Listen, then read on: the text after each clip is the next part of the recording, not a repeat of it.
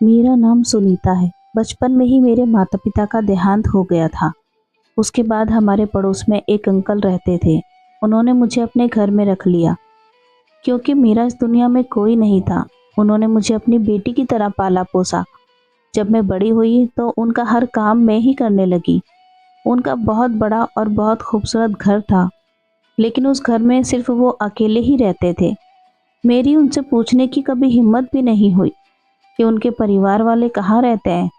उन्होंने मुझे अपने घर पर रख कर मुझ पर बहुत बड़ा एहसान किया और वो बहुत अच्छे थे और हर तरह से मेरा ख्याल रखते थे।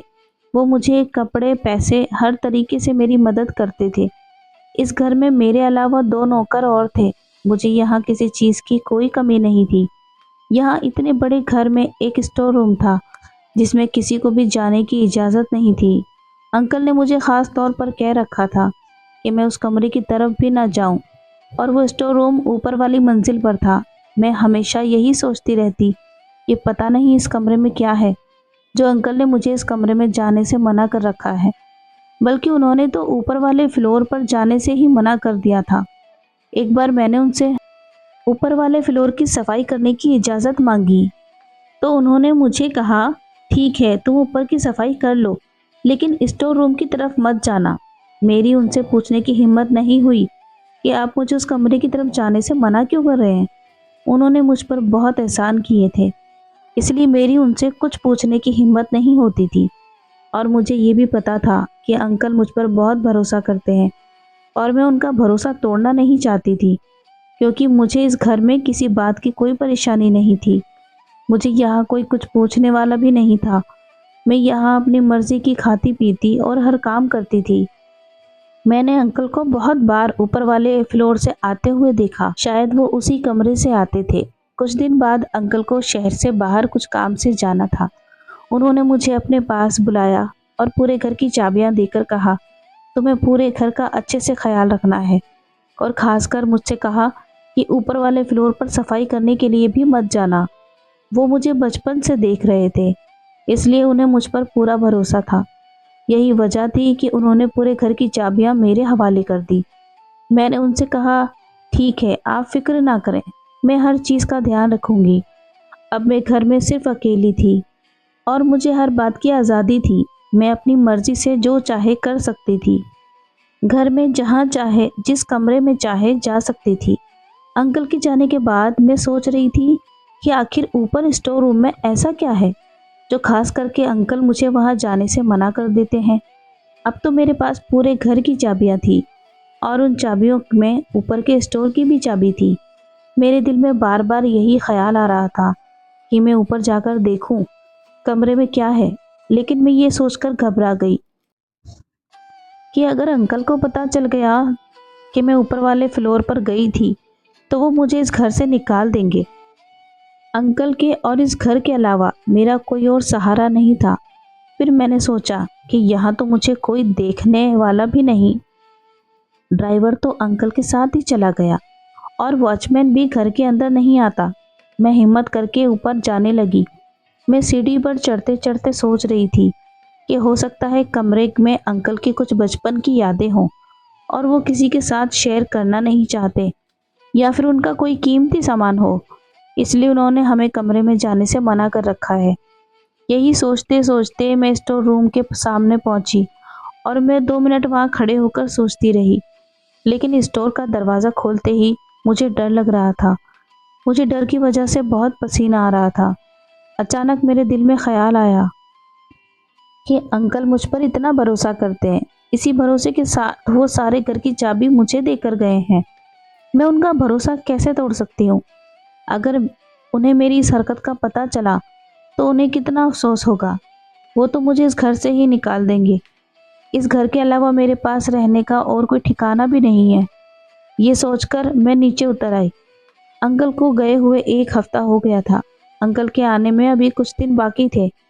मैंने सोचा कि क्यों ना ऊपर वाले फ्लोर की सफाई कर लेती हूँ, क्योंकि जब वो अंकल वापस आते तब तक ऊपर वाले कमरे पर बहुत धूल जम जाती और मैं घर में अकेली थी। मेरा दिल नहीं लग रहा था। अंकल होते तो वो सारा दिन मुझसे कुछ ना कुछ हल्का फुल्का काम करवाते ही रहते थे। मैंने सोचा कि ऊपर के फ्लोर की सफाई ही कर लेती हूँ, मेरा समय भी गुजर जाएगा और साथ में सफाई भी हो जाएगी। जब मैं ऊपर सफाई करने के लिए गई तो फिर से मेरे दिल में ख्याल आया कि मैं स्टोर रूम खोलकर देखती हूँ। इस बार मैंने बिना देर किए एक चाबी स्टोर रूम के ताले में लगाई।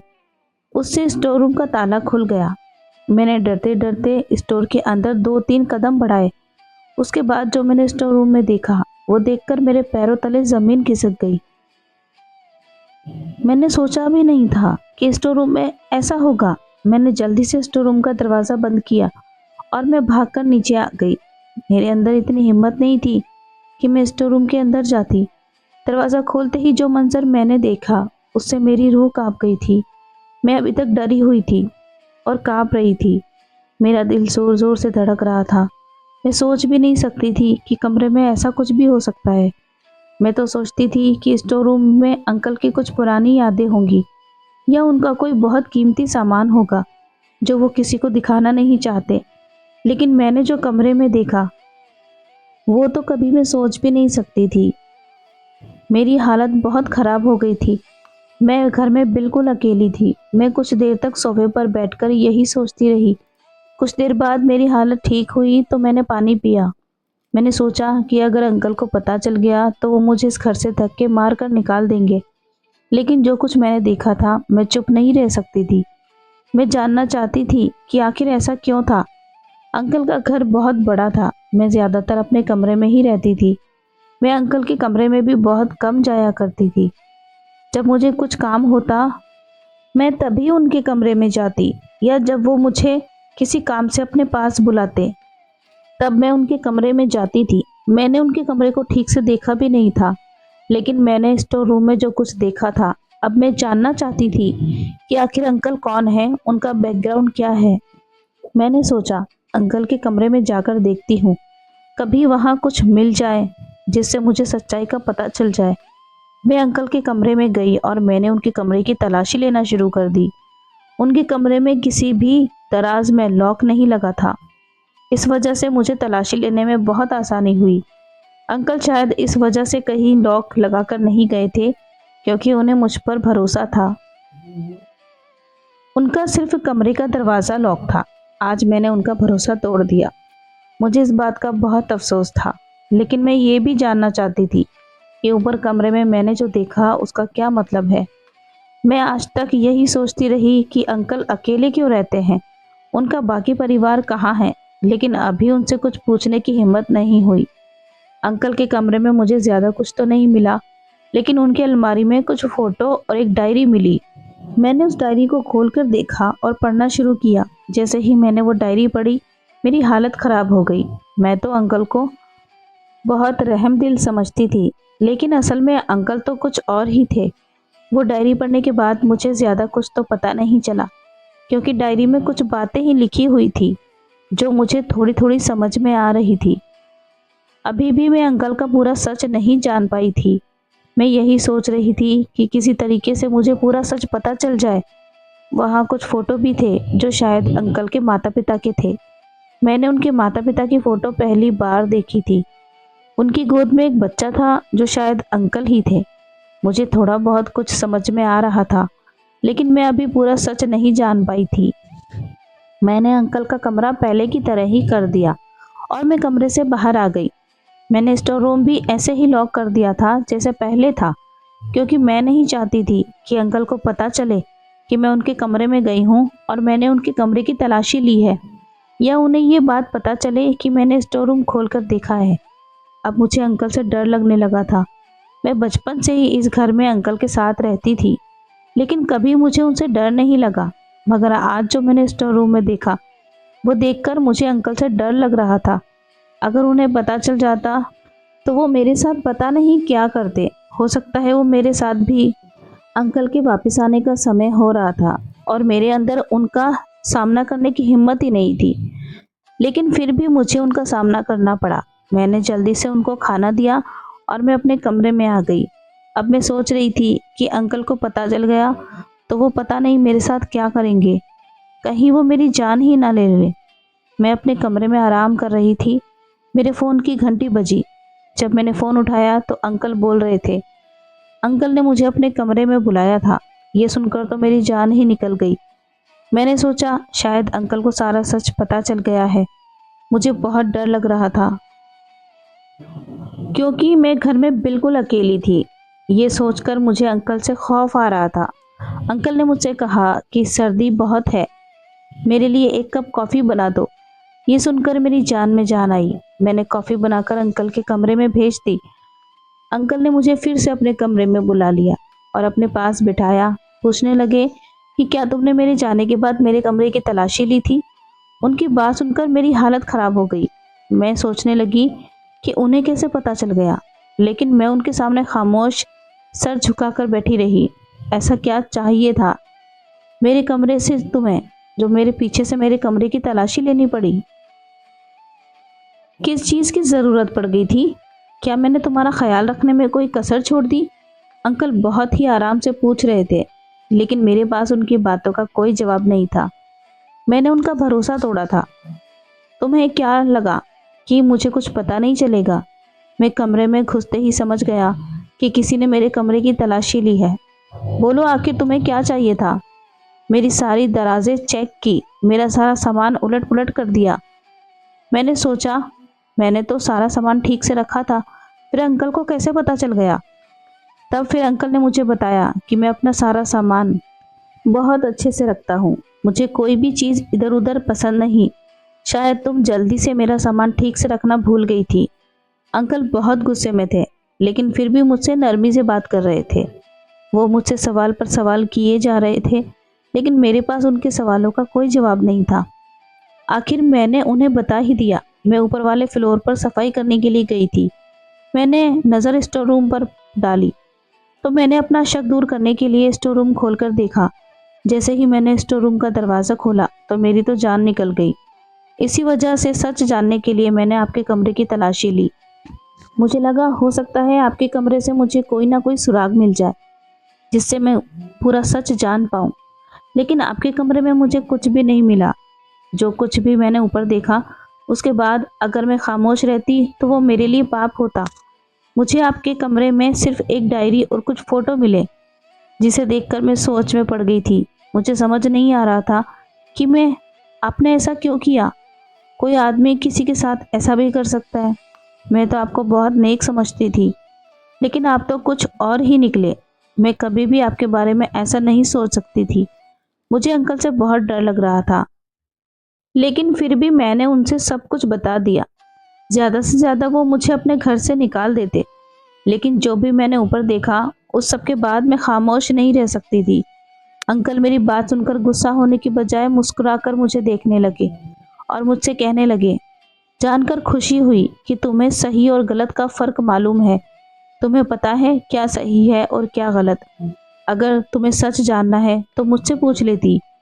तुम्हें इस तरह मेरे पीछे मेरे कमरे की तलाशी नहीं लेनी चाहिए थी। मैंने तुम पर भरोसा किया था, तुमने मेरे भरोसे को तोड़ दिया। तुम्हें सच ही जानना है ना, तो ठीक है, आज मैं तुम्हें सारा सच बताता हूँ। फिर तुम जान लोगी जो तुमने देखा वो सही था या गलत। मैं सिर्फ 4 साल का था जब मेरे पिताजी का देहांत हो गया था। मेरे पड़ोस में एक आदमी रहता था जो पिताजी के देहांत के बाद मेरा बहुत ख्याल रखता था।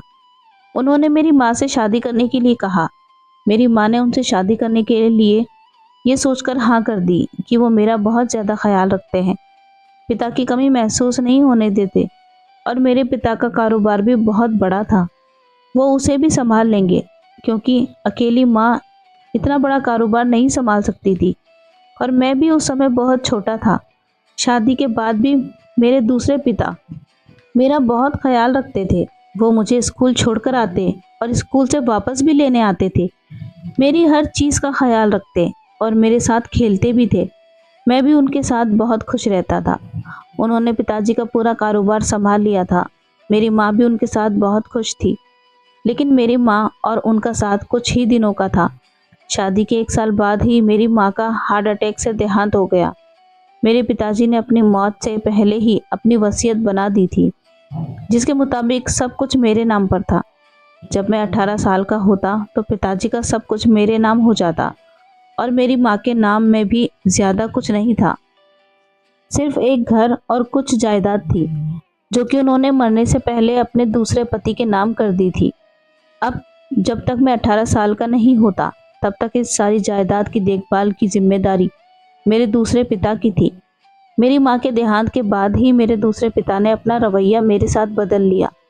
उन्होंने मेरा स्कूल जाना भी बंद करा दिया और मुझे सिर्फ कमरे में बंद रखते थे। मुझे खाने पीने को भी नहीं देते थे। जब मेरी मरने की हालत हो जाती तब मुझे थोड़ा सा पानी और थोड़ा सा खाना दे दिया जाता था। सारा सारा दिन मेरे पिताजी घर में अय्याशी करते रहते। उन्होंने सारे वफादार नौकरों को भी घर से निकाल दिया था और अपने जैसे ही पैसे के लालची आदमियों को घर में काम पर रख लिया था। वो उन्हीं के कहने पर सब कुछ करते थे। जब मैं कमरे से बाहर निकलने की कोशिश करता तो मेरे सौतेले पिता और उनके नौकर मुझे मारते थे।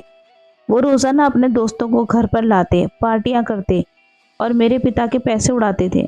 अब तो उन्होंने ऑफिस जाना भी बंद कर दिया था।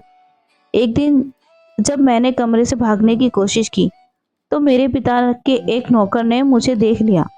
उसने मेरे पिता को बता दिया। उसके बाद तो वो आदमी मुझ पर और जुल्म करने लगा। मुझे सिर्फ कमरे में ही बंद नहीं रखते थे बल्कि मुझे रस्सियों से बांध दिया जाता। अब तो मुझ पर और ज़्यादा जुल्म होने लगा था। एक दिन मेरे पिता ने मुझे बताया कि मेरी माँ अपनी मौत नहीं मरी बल्कि उन्होंने ही उसे मारा है। उन्होंने मेरी माँ को कोई ऐसी दवाई दी थी जिसकी वजह से उन्हें हार्ट अटैक आया और वो मुझे छोड़कर चली गई। मेरे सौतेले पिता ने मुझे बताया कि उसने ये सब कुछ मेरे पिता की जायदाद पाने के लिए किया था। वो मेरा ख्याल इसीलिए रखता था ताकि मेरी माँ उससे शादी कर ले और बाद में वो उसे और मुझे मारकर सारी जायदाद हासिल कर सके। मेरी माँ के मरने के बाद पता चला कि सारी जायदाद मेरे नाम पर है। वो तो मुझे भी मारना चाहते थे, लेकिन 18 साल से पहले अगर वो मुझे मार देते या मुझे कुछ हो जाता तो सारी जायदाद ट्रस्ट को चली जाती और उनके हाथ कुछ नहीं लगता। इसलिए उसने मुझे अभी तक जिंदा रखा था, लेकिन ऐसा जिंदा रहना मौत से भी बदतर था। ये वो भी चाहता था कि मैं पागल हो जाऊं, क्योंकि इस हालत में सारी जायदाद सिर्फ उसके हाथ लगती। अब तो उसके जुल्म की वजह से मेरे दिमाग ने भी काम करना बंद कर दिया था। शायद मैं पागल ही हो जाता। अगर बच जाता तो 18 साल के बाद वो ज़बरदस्ती सारे पेपर मुझसे साइन करवा लेता और मेरा मर्डर कर देता। मेरी हालत बहुत ख़राब हो चुकी थी। मैं घर के सारे नौकर से, अपने पिता के दोस्तों से हाथ जोड़कर विनती करता कि मुझे यहाँ से जाने दें, लेकिन कोई मेरी बात नहीं सुनता। उल्टा मेरा मजाक उड़ाते थे और मुझे पागल कहकर चिढ़ाते थे। कुछ सालों तक मैं ऐसे ही एक कोने में कमरे में बंद रहा। मुझे सिर्फ इतना ही खाने पीने को दिया जाता था जिससे कि मैं जिंदा रह सकूं। एक बार एक नौकर जब मेरे पास खाना रखने आया तो उसने मुझसे पूछा कि तुम कौन हो और यहाँ ऐसे कैसे रह रहे हो। मैंने उससे पूछा कि तुम कौन हो, मैंने तुम्हें पहली बार इस घर में देखा है। उसने मुझे बताया कि वो नया नया नौकरी पर आया है। फिर मैंने उसको अपनी सारी कहानी बताई। उसने सुनकर बहुत अफसोस किया। उसने मुझसे कहा, तुम फिक्र मत करो, मैं तुम्हारी ज़रूर मदद करूँगा। कोई आदमी इतने छोटे बच्चे पर इतना जुल्म कैसे कर सकता है, वो भी सिर्फ जायदाद के लिए। तुमने इतना कुछ बर्दाश्त किया, भगवान तुम्हारे साथ ज़रूर कुछ अच्छा ही करेगा। एक दिन जब मेरे सौतेले पिता शहर से बाहर गए हुए थे तो उस नौकर की मदद से मैं घर से भागने में कामयाब हो गया। उसके बाद वो नौकर मुझे अपने गांव ले आया। उसने मुझे अपने साथ ही रखा। जब मैं 18 साल का हो गया तो मैं अपने पिता के वकील के पास गया। वो मेरे पिता के दोस्त थे, इसलिए मुझे देखकर बहुत खुश हुए और उन्होंने मुझसे पूछा कि मैं ज़िंदा कैसे हूँ। मैंने उन्हें सारी बात बताई तो उन्होंने जायदाद मुझे वापस करने में मेरी मदद की।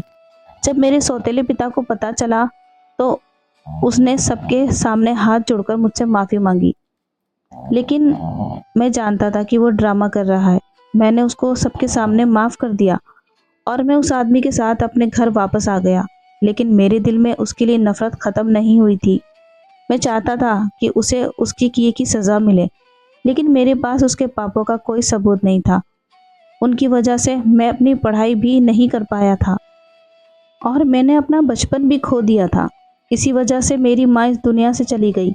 मैं एक ऐसे आदमी को कैसे माफ़ कर सकता था जिसने मुझसे सब कुछ छीन लिया था, वो भी सिर्फ जायदाद की खातिर। मैं तो उससे इतना प्यार करता था अगर वो मुझसे प्यार से जायदाद मांगता तो मैं खुशी खुशी सब कुछ उसके नाम कर देता, लेकिन उसने मेरे और मेरी माँ के साथ इतना बड़ा धोखा किया। उसके लिए मैं उसे कभी माफ़ नहीं कर सकता। तुमने ऊपर स्टोर रूम में जिस आदमी को रस्सियों से बंधे देखा है, वो मेरा सौतेला पिता ही है। जो उसने मेरे साथ किया, उसके बाद उसे सज़ा मिलनी ज़रूरी थी, लेकिन मैं उसके जैसा जालिम नहीं हूँ। मैं उसे समय पर खाना भी देता हूँ और पानी भी पिलाता हूँ और उस पर कोई जुल्म भी नहीं करता। बस मैंने उसे रस्सियों से बांधकर कमरे में बंद कर रखा है। जब तक मेरी माँ जिंदा थी, उसने मेरे साथ बहुत अच्छा सलूक किया, क्योंकि वो जानता था कि वो कुछ दिनों बाद मेरी माँ को मार देगा, और उसने ऐसा ही किया। वो तो मुझे भी रास्ते से हटा देना चाहता था। अगर नौकर मेरी मदद नहीं करता और मुझे अपने साथ नहीं रखता, अब जब तक वो जिंदा है मैं उसे ऐसे ही कैद रखूंगा। मैं तो एक बिन माँ बाप का बच्चा था। अगर वो मेरे साथ अच्छे से रहता, मुझे अपनी औलाद समझकर रखता, तो मैं उसके लिए अपनी जान भी हाजिर कर देता। लेकिन सिर्फ जायदाद के लालच में आकर उसने मेरे और मेरी माँ के साथ बहुत गलत किया, जिसकी सज़ा उससे मिल रही है और जब तक वो जिंदा है मिलती रहेगी। अगर आपको ये कहानी पसंद आई हो तो वीडियो को लाइक करें, चैनल को सब्सक्राइब करें। मिलते हैं कल एक नई कहानी के साथ। तब तक अपना ख्याल रखें। Thanks for watching.